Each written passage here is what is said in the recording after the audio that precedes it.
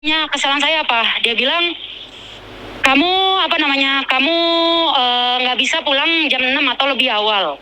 Terus saya bilang, kalau misalnya dari awal memang tidak bisa untuk saya pulang jam 9 karena kan rumahnya jauh, ya kan? Saya keluar rumah pun, ke rumah majikan pun jam 11 setelah nenek ada yang jaga. Terus jam 9 saya pulang. Telat 3 menit atau 4 menit saya nunggu si Upa. Itu dipermasalahkan sama dia. Saya bilang, kalau memang dari awal tidak ngapain cimeng saya? Kalau saya kayak gini kan saya sendiri yang repot. Apalagi saya nggak dikasih waktu loh. Tiba-tiba saya dikeluarkan dan saya nggak tahu. Kalau saya ternyata yang saya tanda tangan surat yang kosong di bawah itu surat saya mengundurkan diri.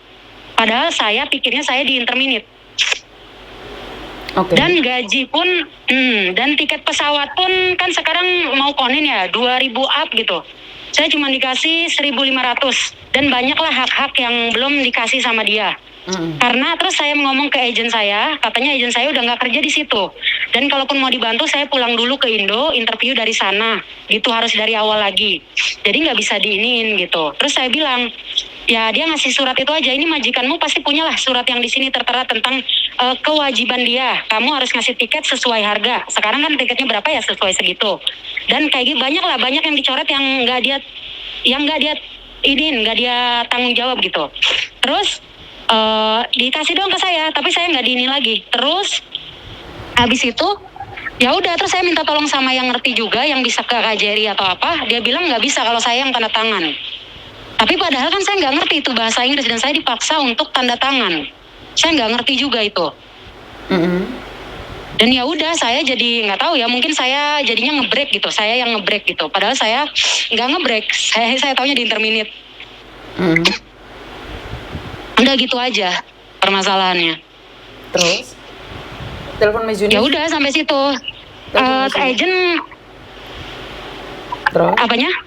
Terus Agennya nggak tahu kalau misalnya kata dia, agenmu yang dulu ngeceng kamu tuh nggak tahu, harusnya udah nggak kerja di sini, jadi dia udah nggak bisa bantu. Tapi data saya masih ada, masih bisa bantu kalau untuk saya cari majikan, tapi saya pulang dulu. Tapi kalau untuk soal ini yang majikanku nggak tanggung jawab atau aku dibohongin, dia nggak bisa bantu karena bukan dia yang waktu itu sama aku ceng majikanku ini. Gitu. Dan aku juga udah nggak ada nomornya bosku. Ya udah gitu aja. Terus sekarang aku punya waktu, aku keluar dari tanggal 3, punya waktu sampai tanggal 16. Tanggal 16 aku harus caw lah. Udah itu aja. Terus sama telepon Miss Juni ini mau ngapain sayang?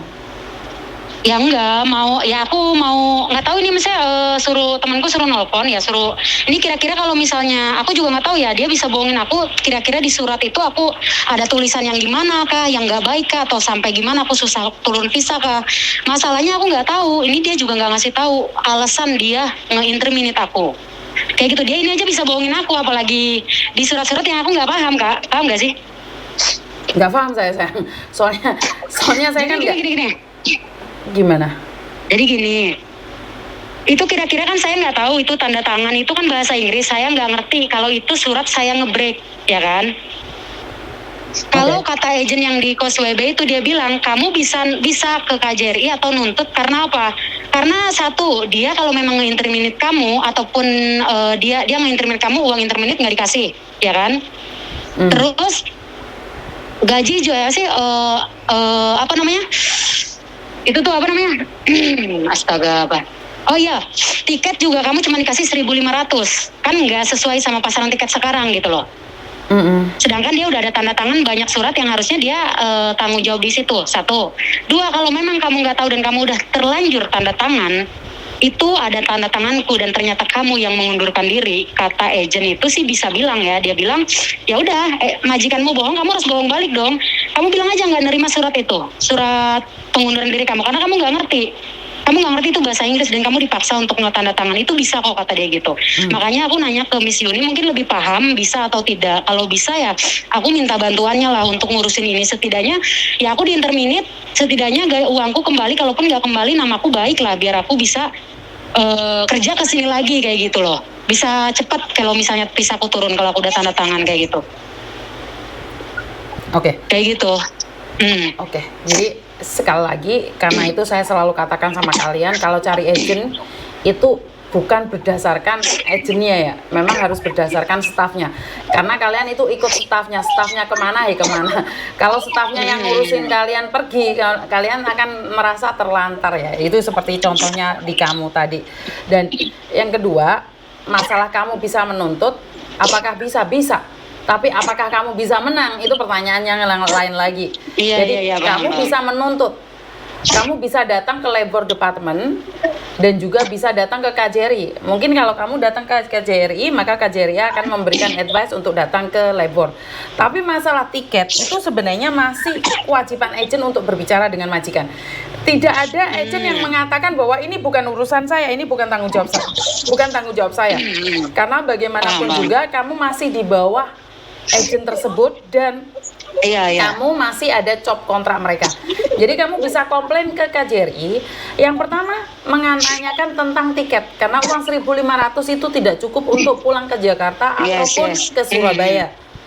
Dan yang kedua, kamu tidak pernah mengajukan ngebreak karena kamu tidak bisa bahasa Inggris. Dan dan kamu minta alasan kenapa majikan nginterminate kamu, itu nggak bisa sayang. Kalau kamu minta alasan, kalau kamu minta alasan kenapa majikan nginterminate saya, nggak ada alasan. Saya nggak suka kamu, emangnya saya harus nulis kalau saya nggak suka kamu? Betul. Jadi majikan nginterminate kamu itu terserah, nggak ada masalah, nggak ada alasan pun terserah. Tapi menjadi masalah saat majikanmu tidak membayar kamu. Jadi karena dia tidak membayar kamu one man notice plus tiket pesawat, itu aja masalahnya. Dan sekali lagi, kalau ini Kak, gimana? Ini kan masalahnya aku dibohongin nih. Ini masalahnya ini aku nggak bisa bahasa Inggris, tapi dia kan paksa aku tanda tangan itu. Itu masalahnya surat, kan di sini kan aku taunya di interminate kan, tapi ternyata dia bikin surat aku ngebreak gitu loh. Itu nggak bisa juga ya kayak? Tadi kan saya jelaskan tuh sayang, berarti kamu nggak paham poin kedua. Kan saya mengatakan 2 poin. Yang poin pertama tiket, yang poin kedua tentang gaji kamu yang di-interminate dan dikatakan bahwa kamu ngebreak. Ayo, berarti kamu nggak dengar nih suara saya ngomong ini. Kamu nggak dengar. Ayah, kamu nggak fokus. Astagfirullahaladzim. Terus? Iya, kamu nggak fokus dengan apa yang saya katakan. Kan saya mengatakan tentang 2 poin. 1, tiket yang tidak layak karena 1.500 tidak bisa mendapatkan tiket. Jika majikan membelikan tiket, itu wajib memiliki bagasi sebesar 20 kilo. Jika majikan menyatakan di labor departemen Hong Kong tidak menyatakan bagasi, itu memang benar. Tapi di KJRI Hong Kong, waktu menandatangani letter guarantee itu dinyatakan bahwa harus ada bagasinya. Jadi itu ada di KJRI itu ada, majikanmu menandatangani itu. Jadi wajib memberikan bagasi 20 kilo. Oke. Dan satu lagi yang perlu kamu harus ingat, jika kamu menuntut majikan, waktu yang kamu buang itu tidak sedikit.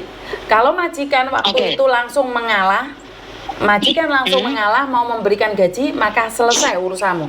Tapi jika majikan memberikan bukti saat kamu bekerja tidak bagus, atau kamu punya utang bank, atau kamu memperlakukan keluarga tidak baik, dan terbukti, maka kamu pertama tidak bisa mendapatkan gaji yang tadi yang kamu tuntut.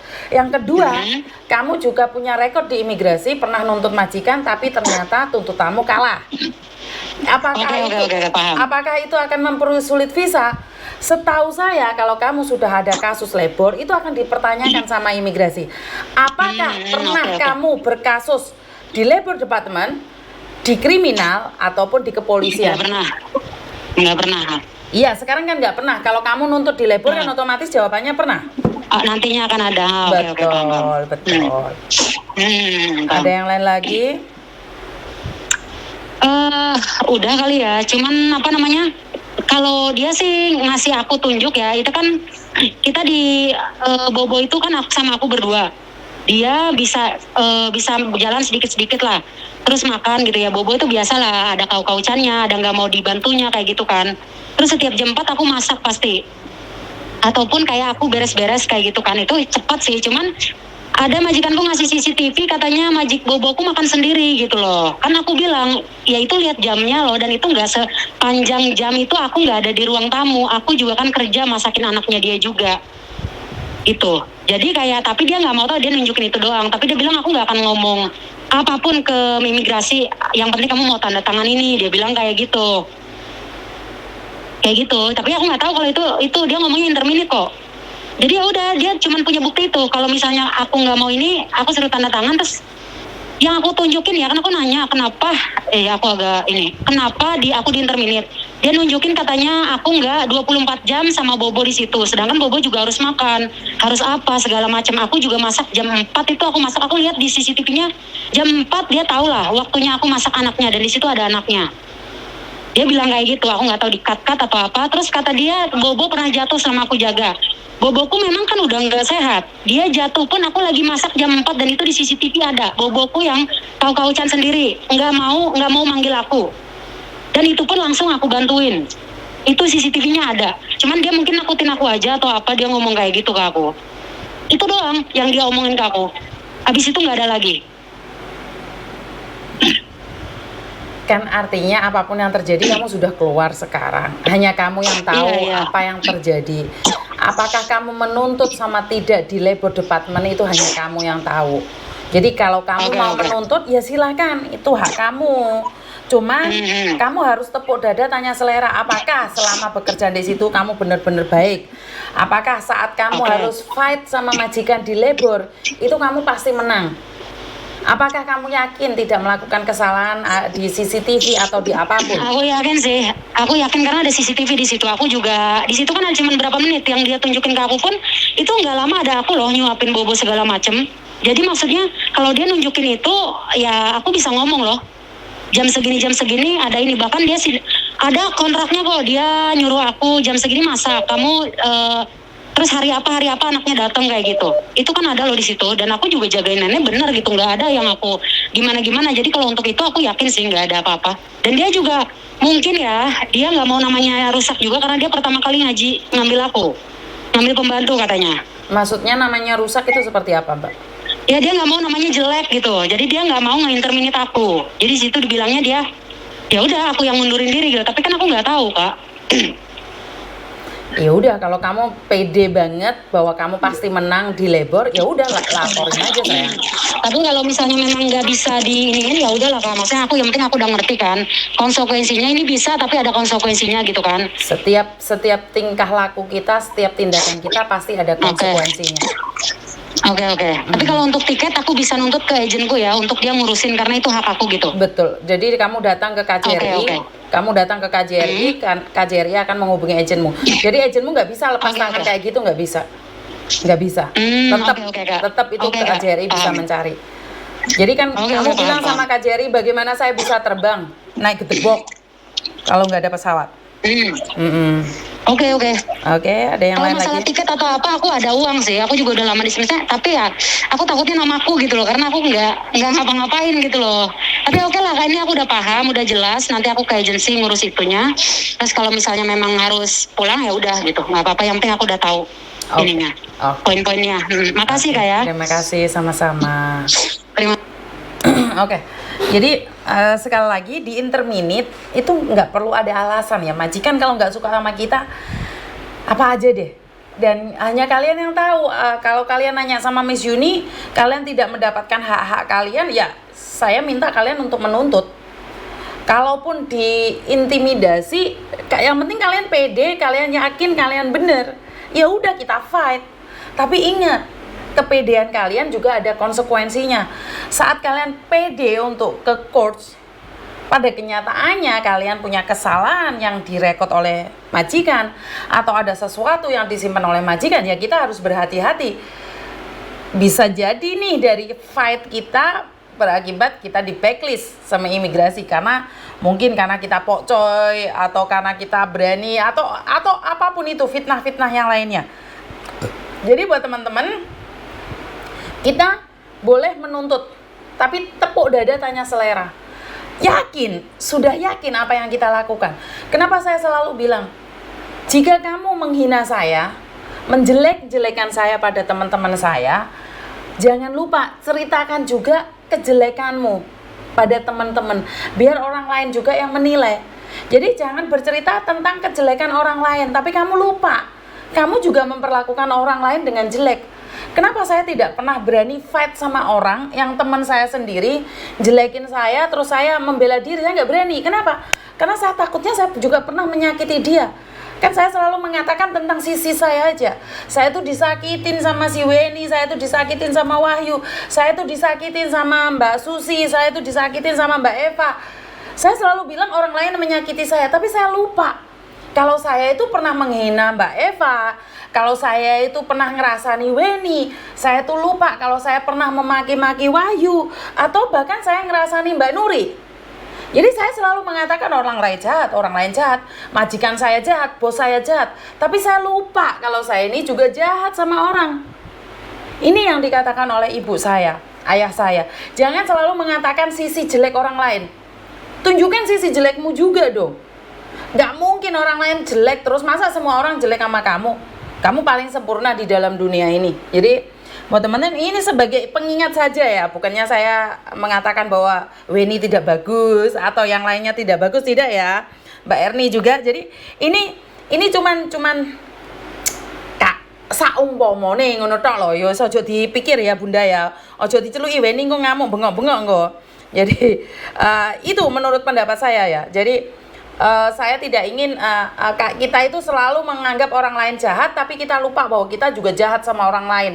Kita selalu menghina orang lain, tapi kita mengatakan bahwa kita seolah-olah ya aku tuh selalu disakiti, aku tuh selalu dimarahin sama majikan, aku itu selalu dimaki-maki sama majikan, tapi kita lupa lah kita itu dolanan HP tok, gak kerja gitu loh.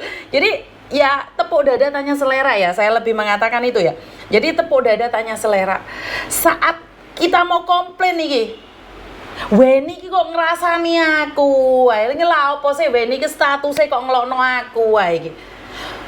Jangan langsung didamprat, tapi tepuk dada tanya selera. Oh iya yo, aku biyen tau ngamuk Weni ya, saiki karma aku yang tahu ndoh ya.